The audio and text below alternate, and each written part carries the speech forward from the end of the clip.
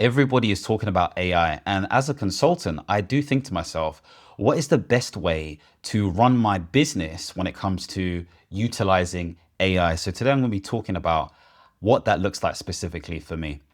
So if we get into it, I've got this nice little picture here. I'm using a slightly different format, but the topic for today is the AI workflow that runs my consulting practice. Now I've got this little quote here. It says, without the system, AI is just another tab you've got open. With the system, it's something else entirely. I say this to say that whether we like it or not, AI is really something that's being integrated in our lives, and it's moving away from just utilizing copy and paste from ChatGPT to having tools that are actually doing things for you or integrating different tools to create a whole flow. Now, I'm not necessarily going to be like, oh, my system is the most elaborate, sophisticated system out there, but it's a system that is evolving and working specifically for me. So I just wanted to highlight that there. And before we get into the nuts and bolts, of course, if you want to check out my 6-week sprint where I help individuals become independent, high value, flourishing portfolio career consultants, then click on the link below. If there's enough people, I'll definitely get into it. And of course, if you want to sign up to my newsletter, then definitely do that too. Now, let's look into some context. Now, of course, there are many things that consultants typically will do. And here I've got, they still process meetings manually. There's AI workflows where deliverables are done in a fraction of the time, etc., etc. But rather than reading off this list, let me talk to you guys. Over the last 2-3 years or so, there has been an amazing opportunity to basically be more productive and efficient when it comes to your consulting practice. And sometimes it comes as basic as being able to have the tool do the minutes for you, take the actions for you, note the decisions for you. And so we're in a space now where we're moving away from just doing that. Now, it's not just AI that enables you to do this. It's having the mindset and the skills and all the people who can build these workflows that require automations to make you more effective. It's also thinking about IP and safety and governance features and risk and compliance so that you can do this properly and the right way where your clients are also happy as well. So considering all of this different stuff, especially over the last 90 days or so, there's been 12 major updates from the likes of Claude, or Anthropic, should we say, Google and OpenAI combined. And so there's a rapid shift. There is a huge AI arms race that is happening. And we can be part of that experience, should we say, to become more effective as consultants. So again, there's an opportunity for us as solo consultants to level up. But one formula that I found that has been really useful above anything else has been transcript, template, prompt, and output. What do I mean by this? Transcription from a meeting, okay, whatever tool you use, whether it's from Google or Zoom or Granola or Blue Dot, whatever it may be, having some sort of template that you use, whether it's a project template document, and uploading that into your Gen AI of choice, and then having a really good prompt, system prompt, whatever prompt, that can integrate, liaise, synthesize all of that information to produce an output that makes sense for you. That alone is power, and that's enough for most consultants. Don't really need much else more. So let's talk about this in a bit more detail. Now, of course, there are 5 different layers to this, okay, that I've written down. So how do you capture information? For me, I capture my information using these 2 main tools.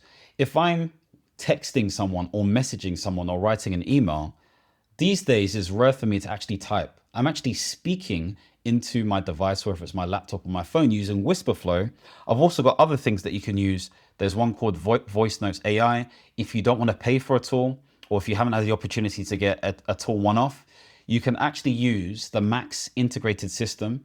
If you double tap FN on the lower left of your keyboard, if you've got a Mac, then it has a pretty good system that you can use. I was using that for a while before I moved on to these other systems as well.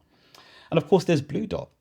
So Blue Dot is a tool I've been using for the past 2.5 years, maybe 3 years or so, where it enables me to record meetings, get the video and the actual transcript, and then you can chat to the actual program so it can give you information back as if it were some sort of chat interface. So that has been extremely useful, and it's no secret anymore. Back then it was a big deal, but it's no secret anymore that people use these tools. Of course, if you don't want to use this specific tool, what you can use if you've got a Microsoft license is you can actually transcribe. Oh, that's really big. Let's undo that. You can actually transcribe the meetings that you're on. So if you transcribe your meetings, then I'll just do that so you can see. Then you've got an opportunity to throw that into your AI of choice, whether it's Copilot, whether it's this, whether it's that, and you can get a better understanding of some of the key themes that came out of the actual meeting. Now, of course, you can't just rely on that stuff. And this is why tools like Granola are really good. But you have to have a combination between what you've written down, what the AI is saying, and then synthesize it in the right way. So these are what I use. You can use some other stuff. Other ways you can synthesize is using tools like Notebook LM. There's also another tool called Recall. Okay, so Recall is a great tool that enables you to essentially get information from a website, a blog, an article, a video, and it will transcribe it, but also enable you to ask questions against that, and also show you how all these different topics that you've got from various different sources link together. Notebook LM, which I love, especially if you have a business account, enables you to do a whole bunch of stuff. It enables you to do deep research. It enables you to ask questions against that research. You can upload information. Let's say you've got a whole list of your YouTube videos on your channel. You can upload those links onto Notebook LM and ask questions in relation to that. You can also produce presentations, a podcast, a document, reports. There's a whole bunch of stuff that Notebook LM allows you to do. And so if you were doing it properly, not being lazy with your AI, should we say, Notebook LM is a fantastic way to do it. And of course, if you're quite techie by nature, you can actually develop some sort of Notebook LM MCP if you type it in on GitHub, and you can actually link that to your Claude, and then you can use Claude Code to actually access some of your notebooks, and then you've got a really powerful system there. So that's another thing that I use. There's also what I was saying at the beginning. So Claude, transcript, template, and prompt. What does this mean? You get the transcript from a video, you have some sort of template that you use. In this instance, it could be a project brief template, it could be a minutes template, it could be a whole bunch of stuff. And you prompt it in a way where it produces the minutes, the project brief, aligned to what has been discussed in the actual transcript. Now, you don't even need to be in a specific meeting to do this stuff. You can literally use, I don't know, Whisperflow or even Granola or Blue Dot, or I think it's Fireflies or whatever it's called, where you can do all of this stuff, talk to it, talk about all the detail, talk against it, and then put it into the AI for it to put it in the right sections on the template for you. It will produce the document in the same branding. And so this is where the power of utilizing Claude projects, or even, I guess ChatGPT, does it have this? I don't use that much these days. You can actually create these folders and give it the context that it needs with the templates and all this kind of stuff there. So really powerful. But for me, Claude is the Gen AI of choice. Now, when it comes to integrations, I'm a huge Google buff, okay? And I use that for my personal brand stuff. And really, I've got the whole suite, whether it's storage, the Gemini access, all of that kind of stuff there, the docs, the slides, you name it. It's been very, very useful, especially when it comes to exploring AI deeper. Now, I find Google really useful when it comes to doing the basics really well. It's really good at also ensuring that images and videos and music are done really well. I really use the images quite a lot. So something to explore for your own personal stuff. Notion, I don't necessarily use the AI, but of course you can integrate different AIs into Notion or use its native one. And also there's Microsoft 365, because I do a lot of public sector outside of IR35 consulting, and obviously other organizations have this. It makes sense for me to have a Microsoft 365 suite. Now, do I use Copilot and stuff? Not really, but I do integrate this stuff into tools like Claude, only because it makes sense to. And it makes sense to do this if you have a business and or enterprise account. You can use your individual account, but just be cautious about the different security rules and all that kind of stuff there when it comes to integrating the stuff. Of course, the final thing that I have part of my system, which is coming soon, I'm developing this, is a daily digest and an upload onto a central action log. This is where it doesn't matter what I'm doing, whether it's in my personal, professional, or business life, I will have a way to accumulate all of the different actions that I've had, and put that into an email, and also an action log on Notion and or Google Sheets, wherever I decide, so that I'm clear of what I need to do day to day, and that will happen on a rhythmic basis. So hopefully that gives you a clear idea of what my setup looks like. Now, of course, it's funny because I was speaking to my friend the other day, and they weren't really aware of the advancements in AI and stuff. And I mentioned Claude, and they actually had something coming up, had a piece of work that was coming up. And basically, they had received a voice note on WhatsApp. We had the conversation, all that kind of stuff there. And what we did was I got him to download Claude, get the transcript from the WhatsApp, because you can do that now, and also get the ideas that we had and use that whole transcript template prompt approach to basically create a really, really nicely branded presentation that he could use for his project. And he was in awe. He was in shock. He knew AI was moving the way it was moving, but he didn't know it was moving like that. And so it's gassed him up, and it's put him in a position where it's just like, wow, there's so much that I can do. So anyone can do this. It's not difficult to do. It's more, there are more sophisticated things that you can do, but you don't necessarily have to do. And what I want to say before I get into the next bit is, don't necessarily get blinded by the hype. There's so much that's happening within AI right now that is very beneficial to the likes of you and me as consultants or aspiring consultants. We don't have to do the shiny eye thing. We have to just be good at what we do, irrespective of whether we use AI or not. The AI element will just speed up the process in terms of how things look and feel, how things are clarified, and better your understanding at a faster rate, which means you can probably take on more work. So remember all of these things. So that was a little bit of my friend's story. But if we move into this next bit, again, the toolkit is pretty simple. If you don't have this already, definitely check out Whisperflow. There is a free version that you can use, but I think it's best to be paid. If you have a Mac, then you can use the Mac version. Google Workspace, I'm big on Google, and I think I'm betting on Google long term in terms of what it will be able to do.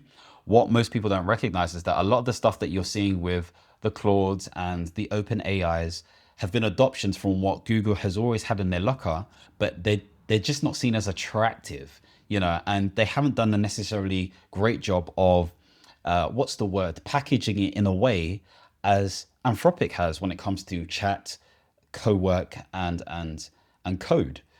But Google is very good at what it's doing. Then there's also Notebook LM. If you haven't got this already, I would explore this and actually connect it with your Claude if you have it already. Check out, I'll try and find a link and put it in the link below so you can check it out for yourself.